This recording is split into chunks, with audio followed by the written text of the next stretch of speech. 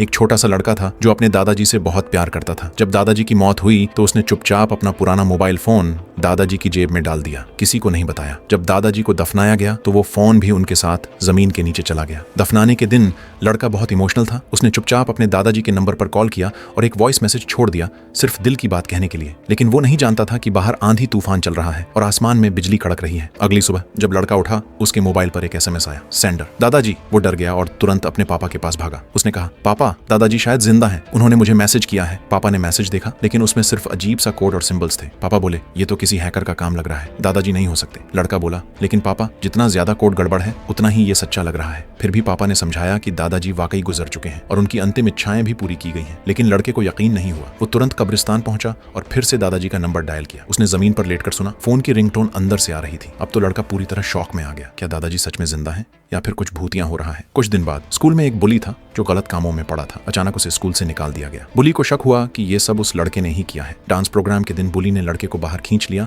और उसे बुरी तरह मार दिया। रात में लड़के ने फिर दादाजी को कॉल किया, बस इतना ही कहा, मैं बहुत परेशान हूँ दादाजी, मुझे डर लगता है। अगले दिन फिर एक झटका, बुली मर चुका था। पुलिस ने बताया कि उसकी मौत बहुत अजीब थी, ठीक उसी पोजीशन में मरा जैसे उसने लड़के को मारा था। लड़का डर गया। उसे लगा कहीं दादाजी ने तो रात को फिर कॉल आया। फोन की घंटी बजी, लेकिन लड़के ने कॉल नहीं उठाया। फिर आया एक और SMS, फिर वही अजीब कोड। अब लड़का समझ गया कि दादाजी कहीं से उसे प्रोटेक्ट कर रहे हैं, लेकिन ये तरीका बहुत डरावना था। फिर वो अपने दादाजी के पुराने नौकर से मिला। नौकर ने बताया कि दादाजी इंसाफ पसंद थे, लेकिन किसी को माफ नहीं करते थे। एक बार एक माली ने उनका सामान चुराया तो दादाजी ने उसका करियर ही खत्म करवा दिया। जो गलत करता था दादाजी उसे सजा जरूर देते थे। अब लड़का डर गया। वो एक नया मोबाइल खरीदने चला गया और अपना नंबर बदल लिया। जब उसने दादाजी के नंबर पर कॉल किया तो कॉल फेल हो गया। शायद अब सब ठीक हो गया। उसने पुराना फोन एक बॉक्स में रखकर अलमारी में छिपा दिया। सोचा अब सब खत्म। 5 साल बाद लड़का अब कॉलेज जा चुका था। नई जिंदगी शुरू हुई थी। तभी एक दिन उसके पापा ने कॉल किया। उसके पुराने क्लास टीचर की डेथ हो गई थी, हनीमून पर एक्सीडेंट में। फ्यूनरल में उसे पता चला कि एक्सीडेंट करने वाला एक प्रिंसिपल का बेटा था और उसे कोई सजा नहीं मिली, सिर्फ 6 महीने की ड्राई ड्रिंकिंग सजा, जो एक छुट्टी जैसी थी। लड़का गुस्से में था। उसने फिर से पुराना मोबाइल निकाला और दादाजी को कॉल कर दिया। फिर वही डर। अब लड़का हर रोज न्यूज पढ़ रहा था, क्या वाकई कुछ होगा? कुछ दिन बाद न्यूज आई, वो लड़का अक्यूज्ड मर चुका था। पुलिस ने कहा उसने नहाते वक्त साबुन खा लिया। लड़का शॉक में था, क्योंकि वो साबुन उसी ब्रांड का था जो उसके क्लास टीचर को पसंद था। अब वो पूरी तरह टूट गया। मैंने दादाजी को एक बार फिर मौत का कारण बना दिया। अंत में वो दादाजी की कब्र पर गया और रोता रहा, बस अब और नहीं, माफ करना दादाजी। घर आकर उसने देखा, फिर एक मैसेज आया, CCST। वो समझ गया, CC उसके नाम के इनिशियल्स हैं, ST मतलब स्टॉप।